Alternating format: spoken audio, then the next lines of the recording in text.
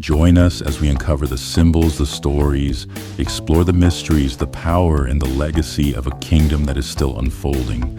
This is a journey where history, prophecy, power, and people converge, and the story is still being written, from ancient kingdoms to the spaces where modern voices meet. Voices that refuse to be silenced, part of a heritage that continues to shape the present. The past is not dead, it lives, it speaks. And here, we listen, we reason, we respond, and we testify. We dive into ancient truths, symbols, and signs still relevant today. The scepter has not departed, the mystery is not lost, and the kingdom, it is still unfolding, one episode at a time. This is more than a podcast, it's a return to the source. Welcome to the Scepter of Zion, where ancient truths meet modern voices. And now, to conversations, truth, and power, the scroll begins to open, and here to guide us through the gates, your trusted voice and seasoned guide, a voice for the remnant, your host. Well, Ruben B. Here I am. Here we are together. That's right. So I got this text from a friend, and she said, get straight to the point. No fluffy stuff like that. Just get straight to your point, because I need to know within 30 seconds of what your topic is about. So, here we go. This is called the hidden legacy of the Moors, the temple, and the builders of Europe. I'm getting right into it, like she said. I'm not going to give you no fluffy stuff in the beginning. I just want to say, hey, welcome to the Scepter of Zion. So, I'm going to cover a little bit of part one. We trace the journey of the scattered wisdom from the fall of Jerusalem through North Africa into Al-Andalus and into the great learning cities of Cordoba, Toledo, Seville, and Granada. So, in part two, we step into the shadows, into the world of the Knights of Templar. Who ever heard of that? You have? Oh, you haven't? Okay. Well, stick around. I'm going to tell you about them. Because you know I'm broadcasting live from ancient futures. I'm the modern voice. Right? That's right. We are the modern voices of this ancient past. So we step into the world of the Knights Templar, the Builder's Guide, and the secret network that preserved the Israelites, Africans, and Moors' wisdom long after Europe has tried to bury it. This is a part that they never, ever wanted you to know. Scepter of Zion ain't gonna bring it right to you. You're gonna know today. So, to understand the Templars, you must understand what they were really after. They wasn't after no treasure. They wasn't after the gold. You're like, why not? Man, I got this gold. I got this money. I'm good. You know what they were after? Knowledge. Specifically, temple knowledge.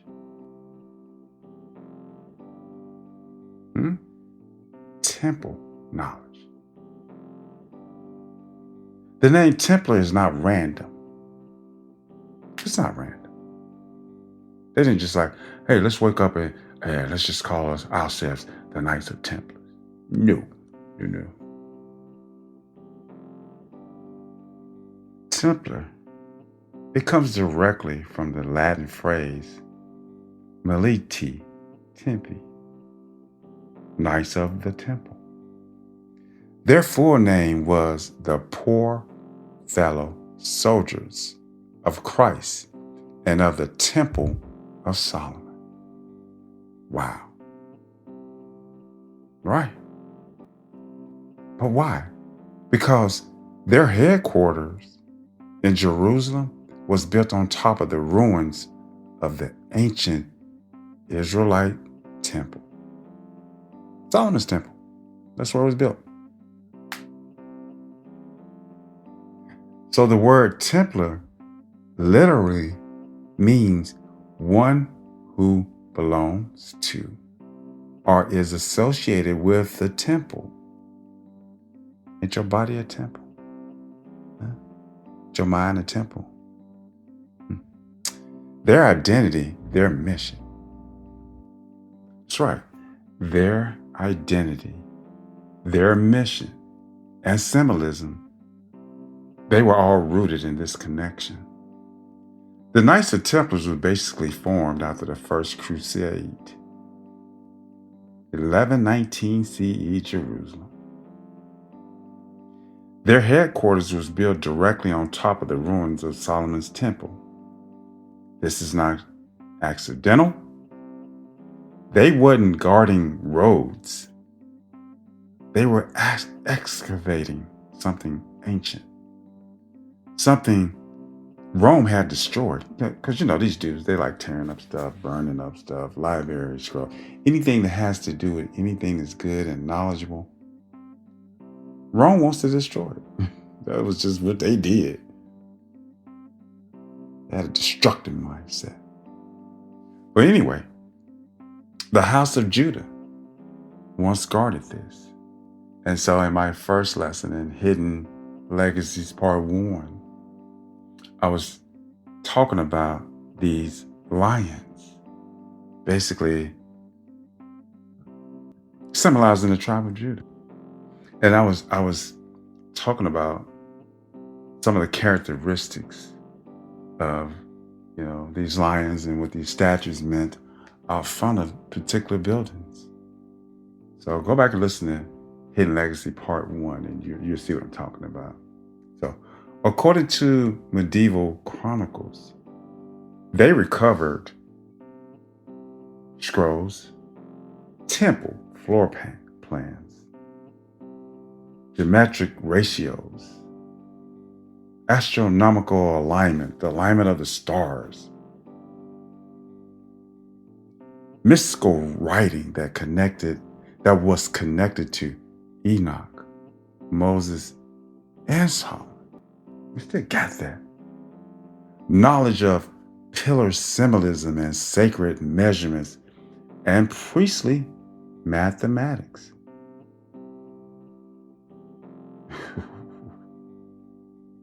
This is some serious knowledge that they wanted, that they took and hid. But you know what? This knowledge was carried out of Jerusalem in 70 CE and preserved across Africa and the East. Now, 70 CE is also when Rome was there fighting, tearing down buildings, like I said. But with this knowledge, the Templars, they were not the originators. They were the rediscoverers. And once they studied it, they changed forever. The Templars, they spread it out. They learned from Hebrew scholars in Jerusalem and Antioch, Arabs and Sufi scholars in Damascus, African Moorish teachers in Spain and Portugal.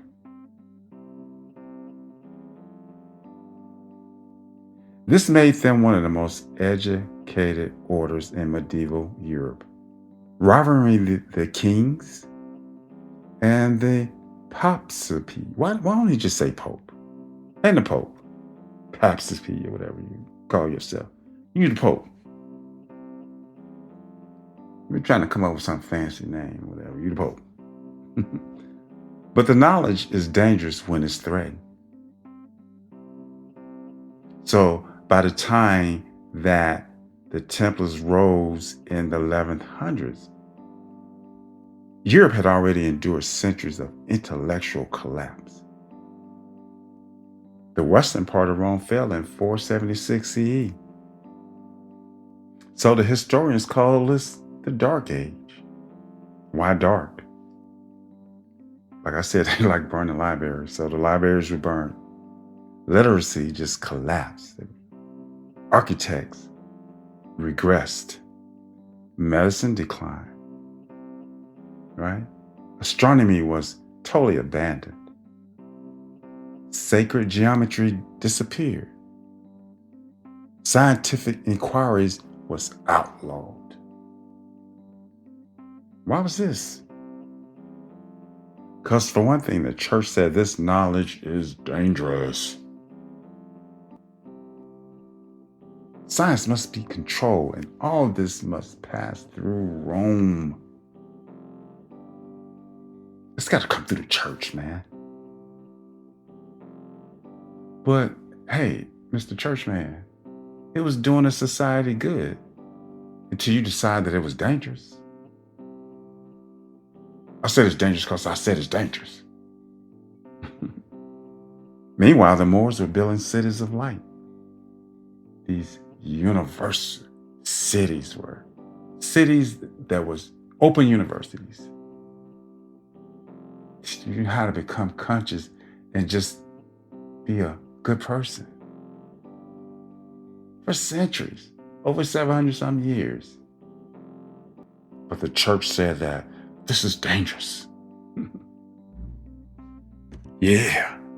They said that this was dangerous while the Moors was building these cities. But you know what? This created knowledge imbalance that terrified European rulers. You know they wasn't going to have it. We can't have that. So while Europe struggled to remember how to read, the Moors were engineering an intellectual supernova. Now, I think in my earlier lessons, talk to you about these 4 cities of learning. Cordoba, medical encyclopedias. From 900 to 1000. That was the year. So, that was the year. From the 1100s to the 1200s in Toledo, which is what they had, the translation schools, where they translated this material from Hebrew to Arabic to Greek to Latin. So this sort of kind of rebirthed Western philosophy. Okay. Then Seville came. Architect, planning, engineering. Then Granada from 1238 to 1492. Over there, sacred geometry, Sufi metaphysics, music, therapy, poetic inscriptions, spiritual science. You know darn well that Europe came to study this stuff in secret. They did. They came and studied it.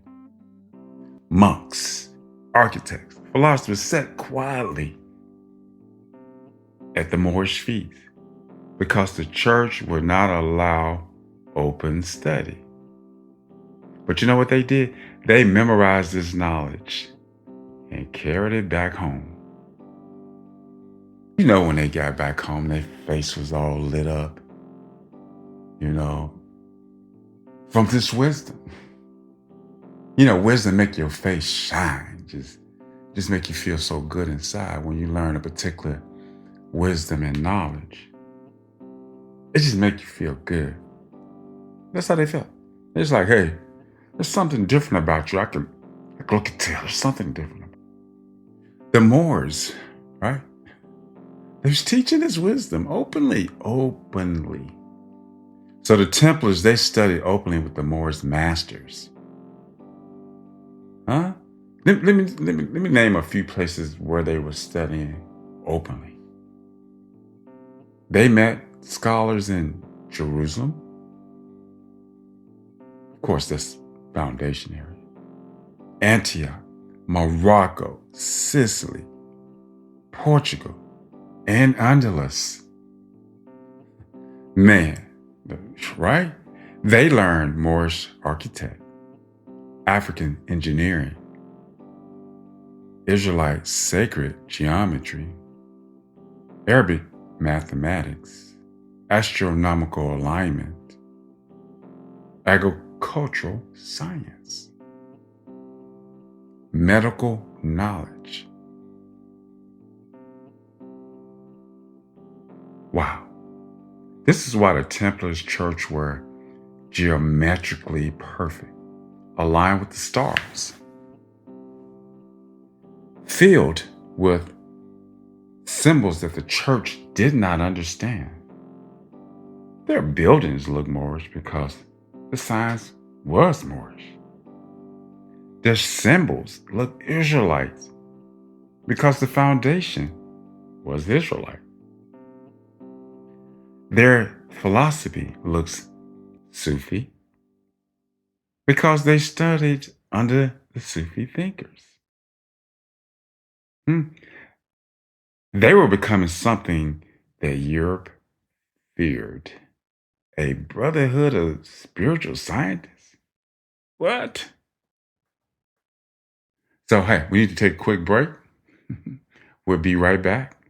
So stay tuned. We'll be right back.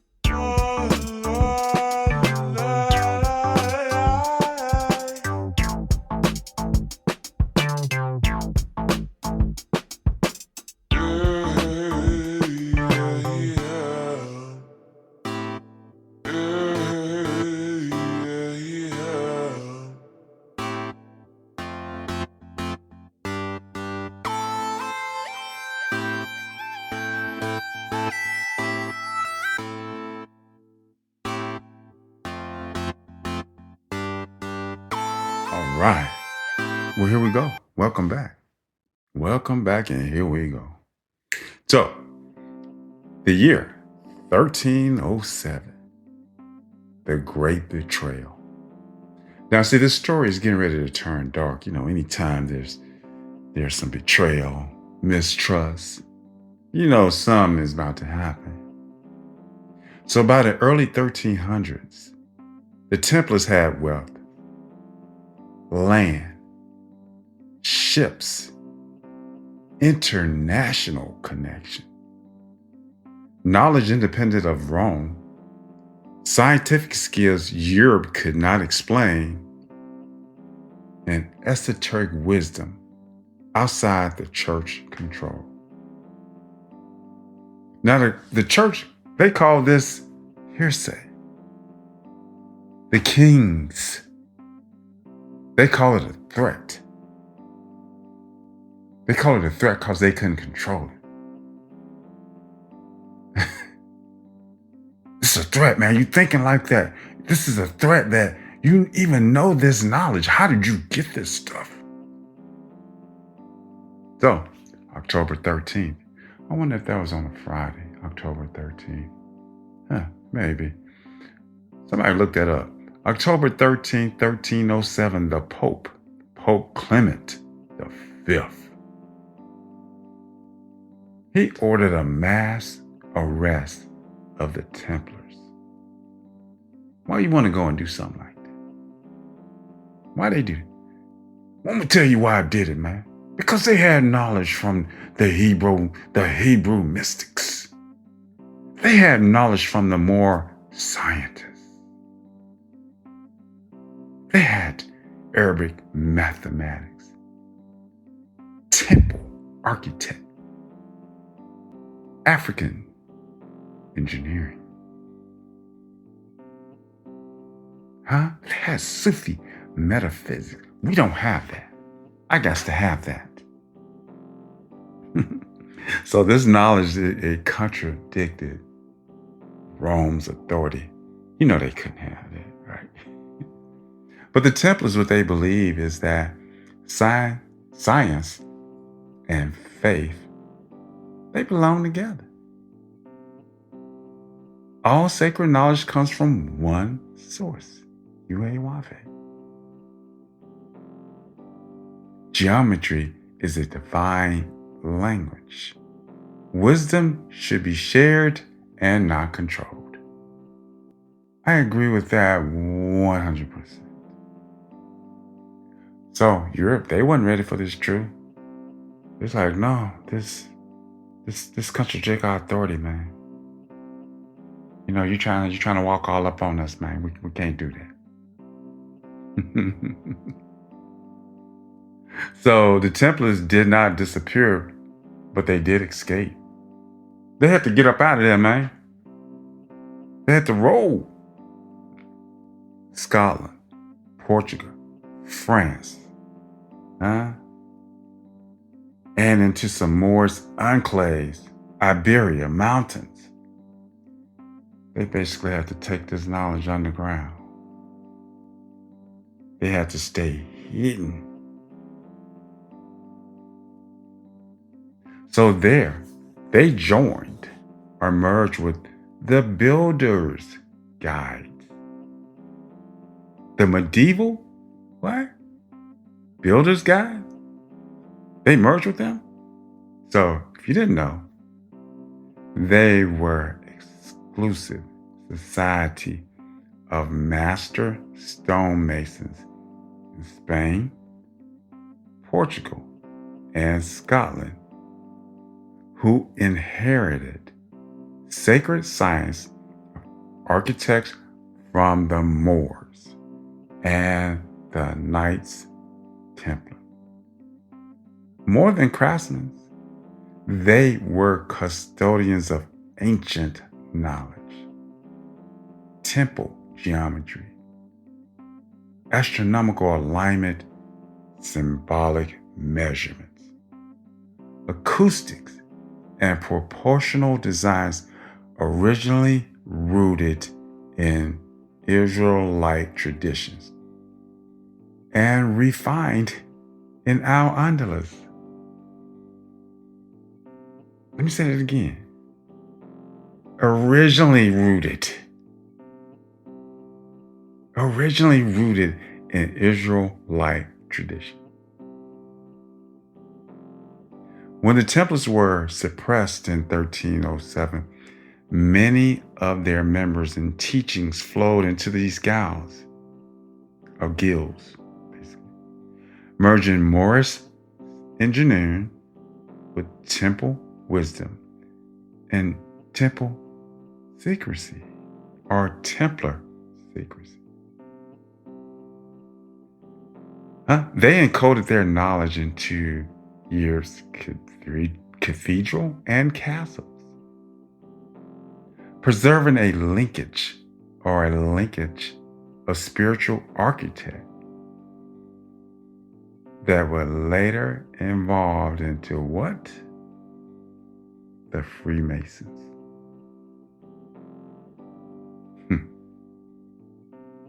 Freemasonry, the builders of the inner temple.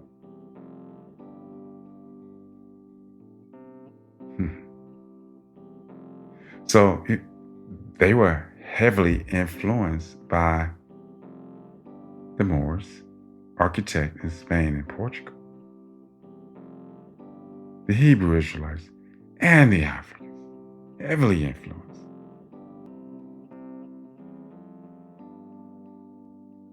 The builders preserved the Temple of Solomon, or the soul of man, as a model. Geometric symbolism, compass and square ratio, cryptic initiation language, a moral code, a brotherhood structure.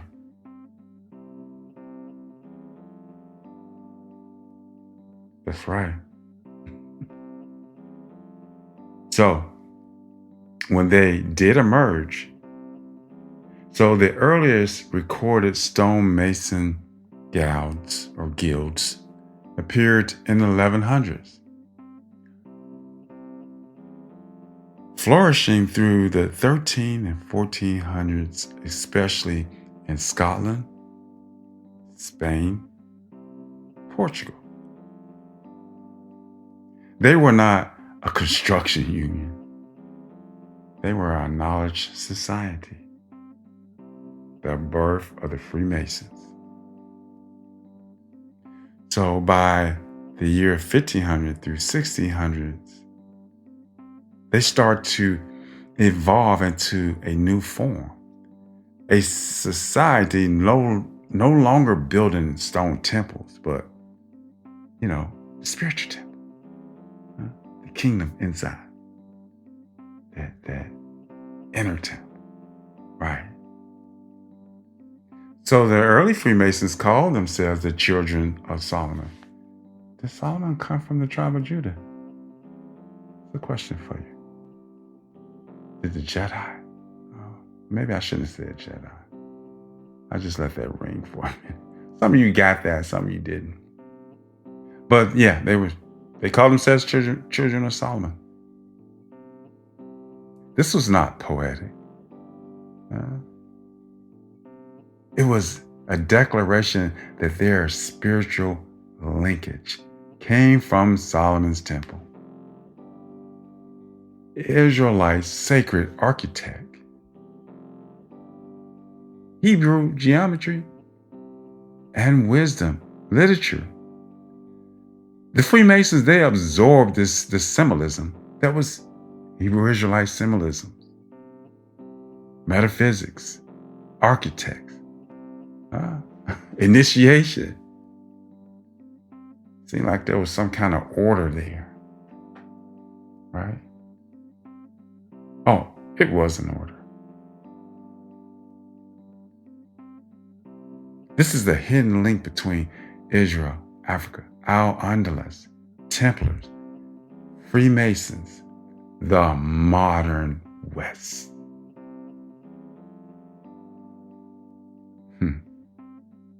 So family, friends, we're coming to the end of the show. So from the temple in Jerusalem to the cities of Africa, to Al-Andalus, to the Templars, to the secret guilds of Europe. This stolen legacy, a hidden river of knowledge, has been flowing. And now, in our time, the truth gonna rise again. That's what the Scepter of Zion do. We bring this right to you. Ancient futures. This is the Scepter of Zion, and the story is still being written. Join us, YouTube, Spotify, Apple Music, who else out there? Just follow us. Until next time, shalom. Shalom alaikum. Thank you for listening to this week's episode of The Scepter of Zion. If something stirred your spirit, sparked a memory, or whispered truth into your soul, don't keep it to yourself. Share it, speak it, walk in it. We invite you to invite others into the conversation, into the unfolding. This is more than a podcast. It's a movement returning to the root and rising with the call. Until next time, hold the line, guard the flame, and never forget who you are. Because the kingdom isn't coming, it's already here and rising, one voice at a time. You've been listening to the Scepter of Zion, a Kingdom of Shalom production. Subscribe, share, and join us as Zion rises again.